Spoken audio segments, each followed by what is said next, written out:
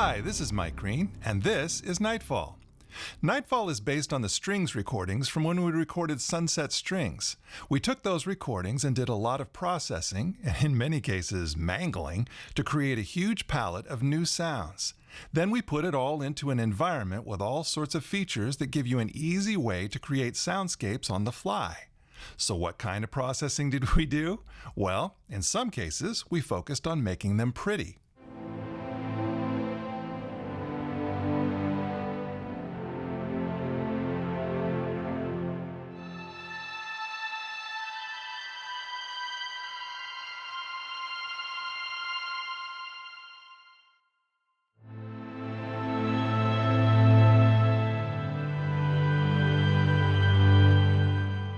Or here are some slightly different directions.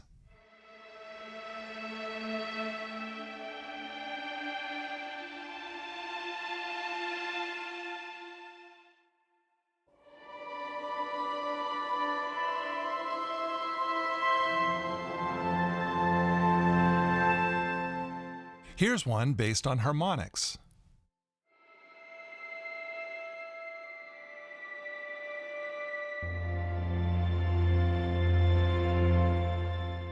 Or check out this one.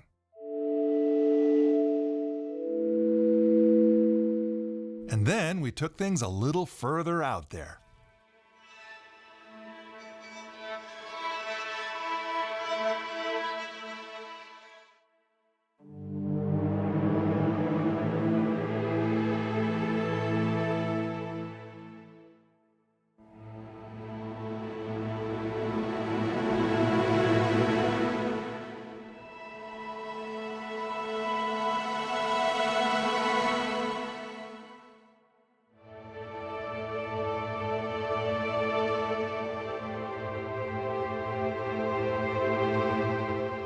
Or check out this one.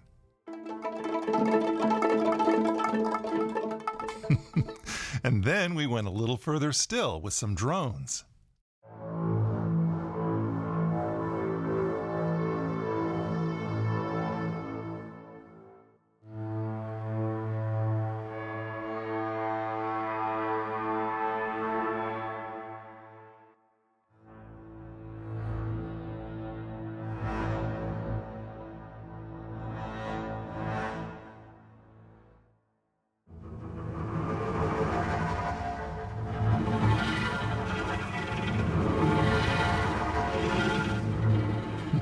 Pretty cool, right?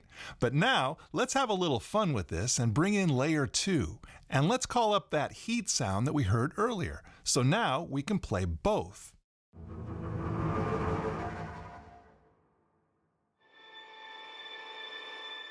And with the mod wheel, we can transition between the two. So we can do this.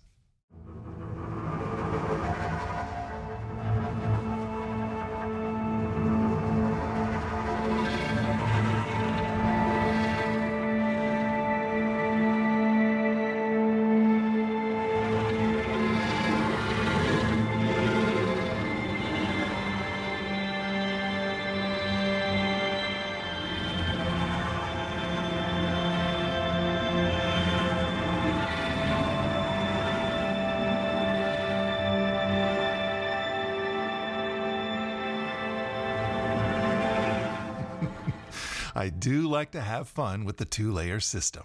Now, layer 1 and layer 2 are actually a little backwards from how I would usually do this. My personal preference is to have the more normal sound on layer 1 and the weird sound on layer 2.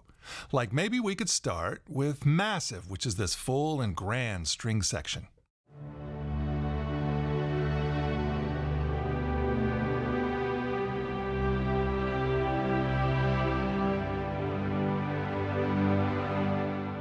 And then for layer 2, let's go to the horror section and let's try Arachnophobia.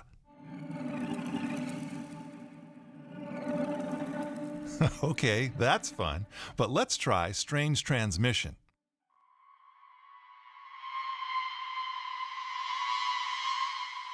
Okay, that'll work. So now let's use them both. We'll start our scene where everything is calm. We're walking through a grassy meadow. But then...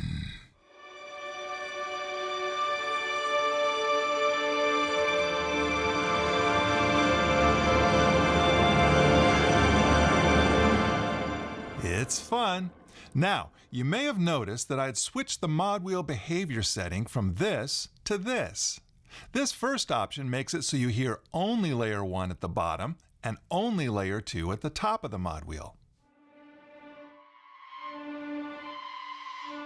And then with this setting, layer 1 always plays and the Modwheel brings in layer 2. So at the bottom of the Modwheel, you hear only layer 1. And at the top of the Modwheel, you hear both layers.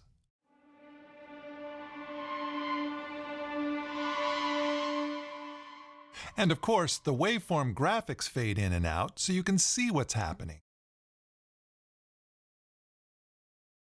And then the last mode is where both layers always play. With this mode, the Modwheel doesn't do anything.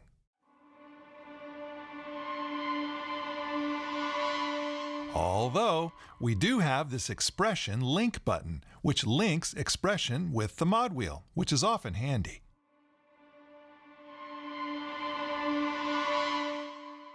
Okay, back to the sounds. Let's turn off layer 2 and let's check out the repetitions category. As with Sunset Strings, these are independent recordings with round robins for each note that are played randomly at the speed selected with this knob.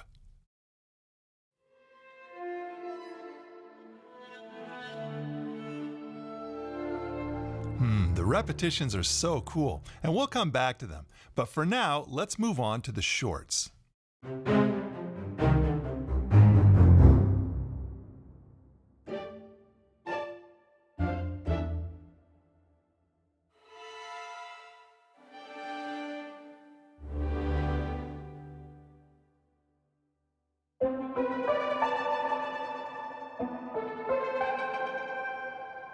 I love these shorts, but we've still got a lot to cover, so let's move on to the signature category.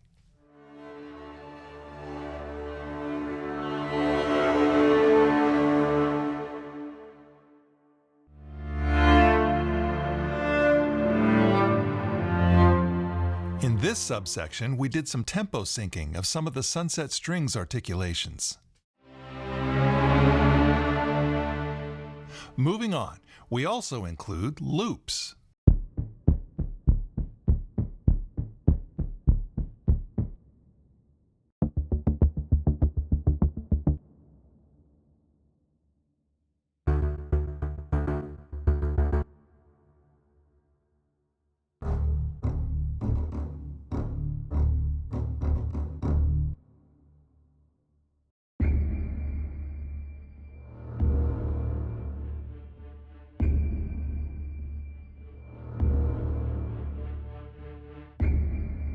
Pretty cool. There are a lot more loops coming in the final release, by the way. But for now, we're ready to check out the effects because these are cooler and more useful than you might think. Plus, you'll see why we added loops to this collection because the combinations with the effects allow for some really interesting soundscapes. In fact, let's make one now. Let's start with a simple sustain.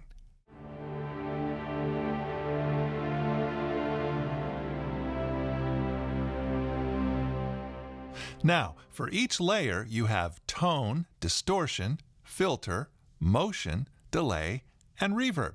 You can set any of these in the usual way, like let's maybe add a little distortion.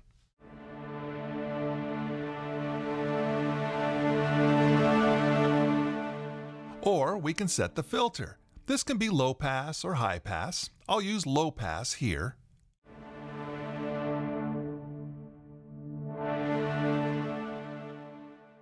Wait a minute.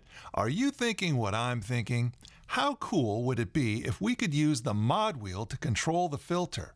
Well, guess what? Your friends at Realitone were thinking the same thing. So we click this Modwheel link button, or this blue button here, and now the Modwheel is linked to the filter cutoff. Or maybe you want the Modwheel to affect the filter in reverse. So just change this slider and this slider, And now the filter is open at the bottom of the mod wheel and closed at the top. Or you can do a more complex curve.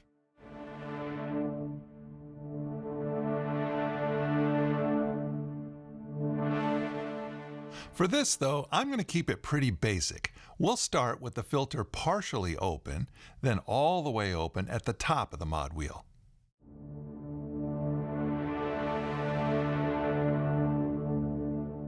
And let's go ahead and do the same thing for the distortion, although I'm going to make it so there's slightly less distortion as the mod wheel goes up.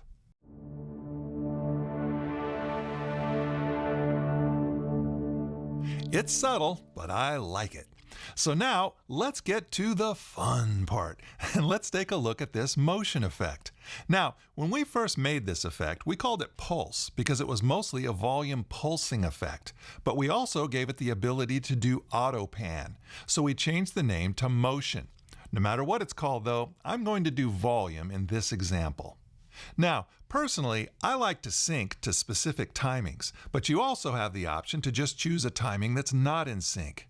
For this example, though, I do want sync, so I'm going to set it to 8th note. And for the LFO shape, I'll go with square wave.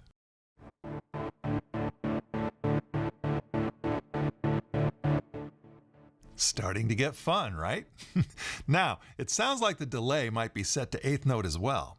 Yep, it is, which makes a cool interaction. So just for fun, I'm going to change the pulse, or motion, to quarter note.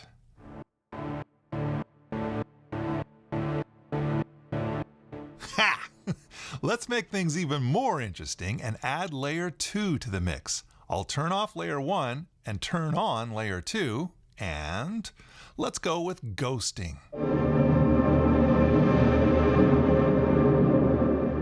Cool, right? These sounds are all made from the original Sunset Strings recordings, which is why even the weird ones sound organic. So anyway, since we've been having so much fun with the mod wheel on layer 1, we don't want layer 2 to get jealous, do we? Of course not. So let's add in some distortion controlled by the mod wheel, and let's have the filter open up with the mod wheel too.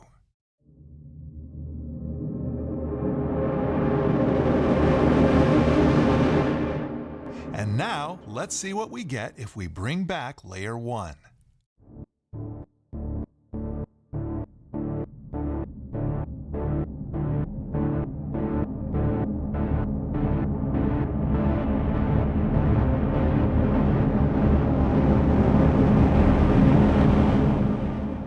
I think you can see why this is so much fun. But I'm thinking I might want a little less of the pulse as the mod wheel goes up. So let's invite our friend, Mr. Modwheel, back to the party in layer 1. We'll set it for close to maximum pulsing at the bottom of the mod wheel and a lower pulsing level at the top of the mod wheel.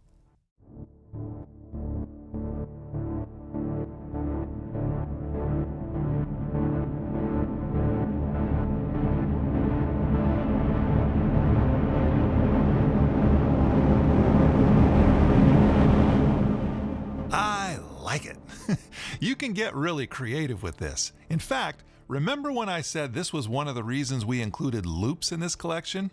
Well, let's keep layer 1 as is and put a synth loop into layer 2.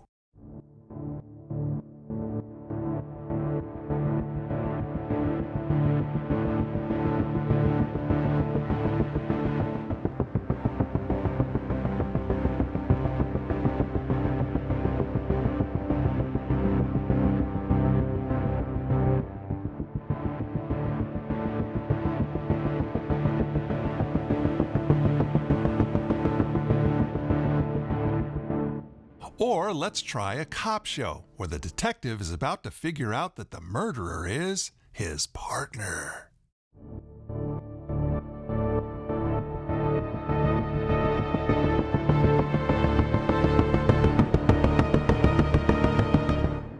Now, I like that, but maybe you don't want the synth pulse to be playing on those high notes, so we want to limit the keyboard range for which notes layer 2 will play.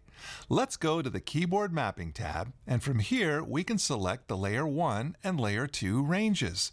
Layer 1 is blue, layer 2 is green, and where they overlap is this blue-green cyan color. So I'll make layer 1 play the full range, but I'll limit layer 2 to just the low notes.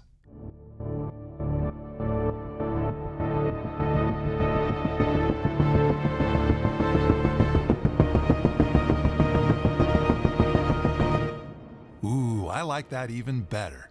Now, since we're looking at the keyboard ranges, you'll notice we also have octave shift controls here. And you'll also notice there's this red region where you can assign where to have key switches for the user presets. User presets, you ask? Why, yes. Just like with Sunset Strings, we have 6 user presets. Just click one of them and your current configuration is saved there. Then click it again to recall that preset. It's very easy. You also have factory presets up here, where we've created some fun combinations. Let me show you this one.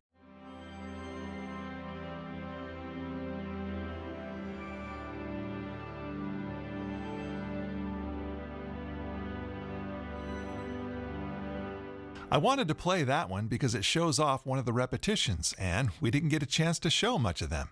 Well, all right, here's one more.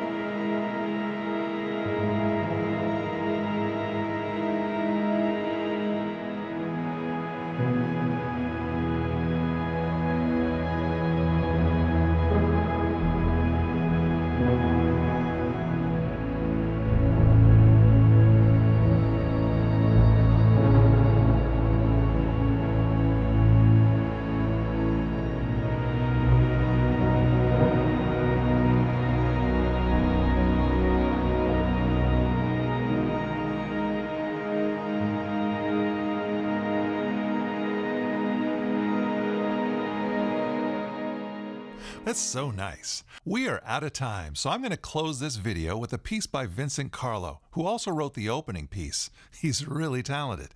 Both tracks were made entirely with Nightfall. No other instruments. What's cool about this piece is he sent me his Pro Tools file so I could show the various instances of Nightfall so you can see how it's constructed. Check it out.